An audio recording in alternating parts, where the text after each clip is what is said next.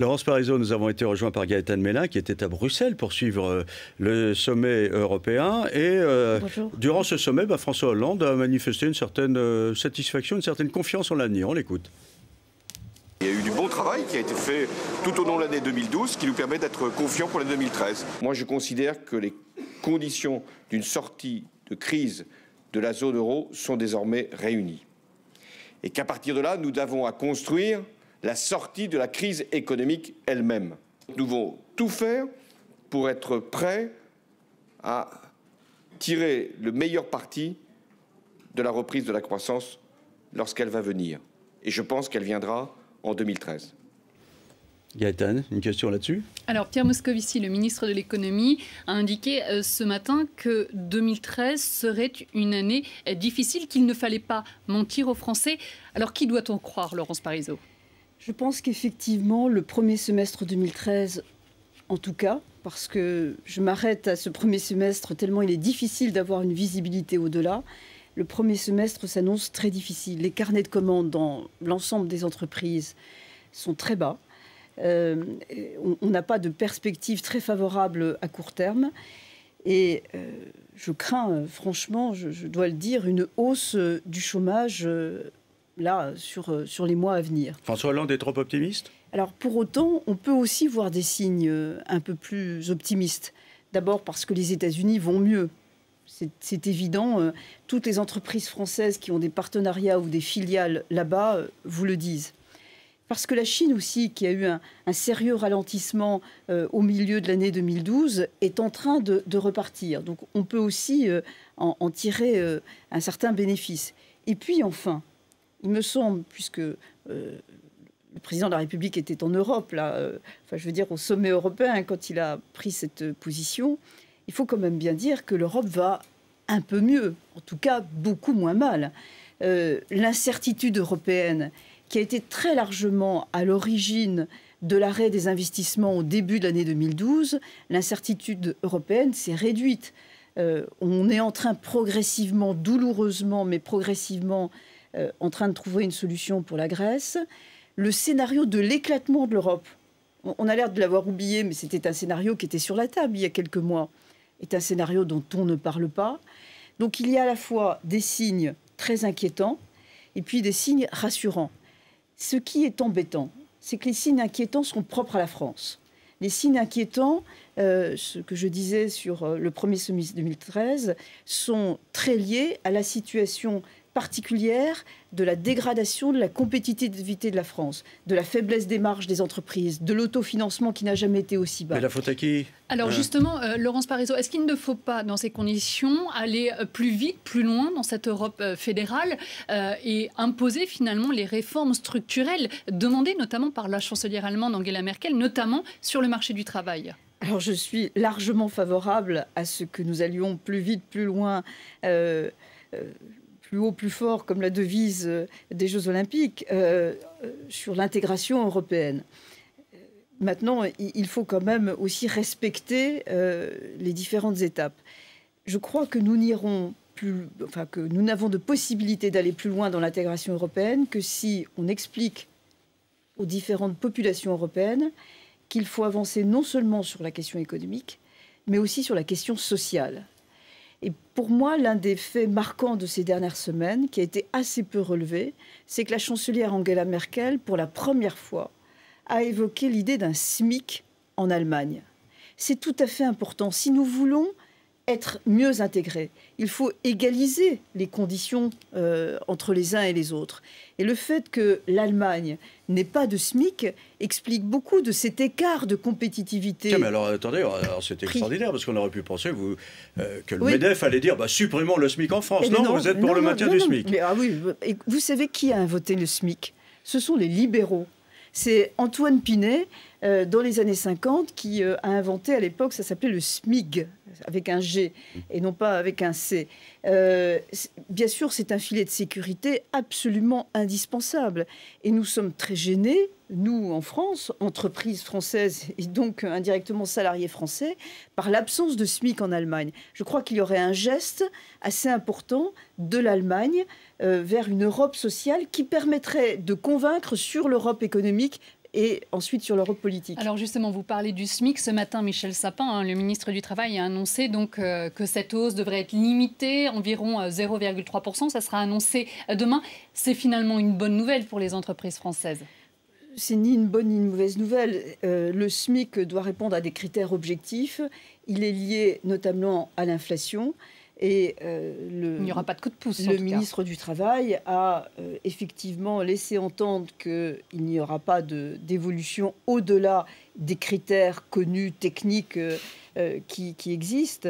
Il ne faut pas oublier qu'il y a eu une hausse du SMIC au 1er juillet dernier de 2%, à laquelle s'était ajouté 0,6 points de coup de pouce. Et cette hausse anticipait une inflation qu'en réalité nous n'avons pas connue. Donc il est normal de respecter le rythme d'évolution de l'économie. Est-ce qu'il faut revoir son mode de calcul qui date à 1970 ?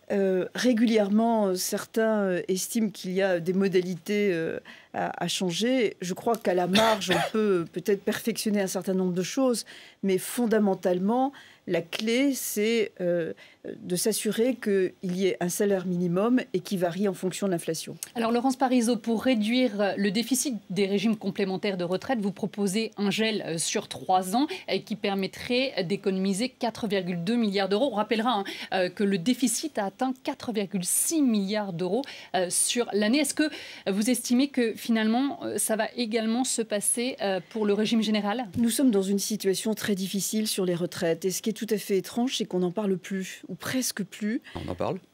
Grâce à BFM Télé, merci. Alors que ça va être probablement, le dossier des retraites, le dossier majeur des prochaines années, tant sur le régime général que sur les régimes complémentaires. Sur les régimes complémentaires, il faut savoir que l'un des deux régimes risque d'être en cessation de paiement d'ici 2 à 3 ans, en cessation de paiement. Donc il y a quelque chose à faire, d'urgence. Vous êtes en train de nous dire quoi? Que ceux qui touchent des retraites complémentaires à l'heure actuelle pourraient ne plus rien toucher du tout dans 2 ou 3 ans? Si on ne fait pas quelque chose, et c'est pour ça que nous avons, avec les organisations syndicales, pris nos responsabilités et nous avons ouvert une négociation pour recalibrer les différents paramètres, pour trouver une solution, pour éviter cette cessation de paiement qui empêcherait le versement des retraites complémentaires. Je dis ça parce que la situation est vraiment périlleuse. Donc ne plus aligner le montant des pensions sur le taux de l'inflation. Et on n'a pas de 36 000 possibilités. Soit on augmente les cotisations que payent à la fois les salariés et les entreprises, mais à ce moment-là, c'est du pouvoir d'achat net en moins pour les salariés et c'est de la compétitivité en moins pour les entreprises alors qu'elles ont déjà un sacré handicap de compétitivité. Donc c'est un sacré défi de ce côté-là, si on allait dans cette direction. Soit on baisse carrément les pensions, ce que personne ne souhaite, notamment pour les pensions les plus faibles. Donc il faut trouver d'autres mécanismes et peut-être une désindexation est à étudier. Est-ce que le problème va se poser également pour le financement de la protection sociale ? Alors le problème va se poser aussi pour le régime général. Et je tiens à dire qu'il faut que très vite, en 2013, nous ouvrions à nouveau le débat sur le régime général, parce que la réforme de 2010 n'a pas résolu définitivement le problème, malheureusement. Nous savons déjà, même si le corps doit rendre public un rapport très important cette semaine. Conseil d'orientation des retraites. Exactement. Dans les 2 ou 3 jours qui viennent, nous aurons les nouvelles projections du corps.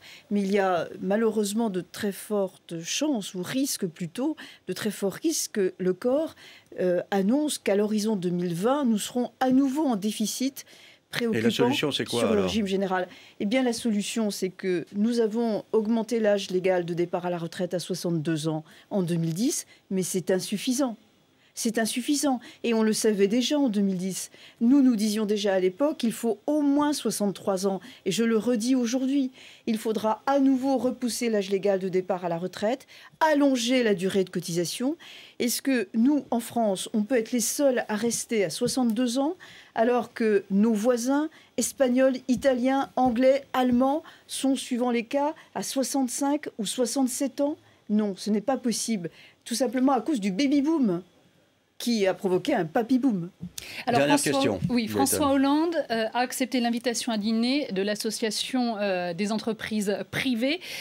C'est un geste en direction des chefs d'entreprise, Laurence Parisot? Il est tout à fait important, mais même crucial, que le président de la République rencontre régulièrement des chefs d'entreprise qui sont capables d'expliquer d'une manière très concrète les enjeux, les défis, les difficultés auxquelles les entreprises sont confrontées. Il faut bien comprendre que nous, aujourd'hui, chefs d'entreprise, nous avons beaucoup d'attentes à l'égard du gouvernement, beaucoup d'attentes à l'égard du président de la République. Ce que nous disons, c'est oui, il y a quelque chose d'important qui a été fait avec le crédit d'impôt, mais je le redis, ce n'est pas suffisant. Il faut aller beaucoup, beaucoup plus loin, d'autant plus que des erreurs ont été commises. Dans les premiers mois du mandat du président de la République, le collectif budgétaire a été une catastrophe pour les entreprises, avec des augmentations d'impôts nombreuses, sur les entreprises et sur les salariés. Par exemple, il y a quelque chose qui a fait des dégâts, mais je ne sais pas comment le décrire, tellement c'est du perdant-perdant. Voilà, c'est la meilleure façon de le dire, du perdant-perdant. C'est l'augmentation du forfait social de 20% qui est applicable à l'intéressement et à la participation. Augmentation de 20%, ça veut dire que les entreprises verseront moins de participation, que les salariés recevront moins de participation et d'intéressement. Et d'ailleurs, à ce sujet-là, les entreprises revoient leur participation. Elles sont obligées de renégocier les accords. Mais c'est quelque chose qui était vraiment tout à fait nocif pour l'équipe même que constitue l'entreprise et son personnel. On passe à la séquence suivante. Merci Gaëtane, c'est l'interview de BFM Business.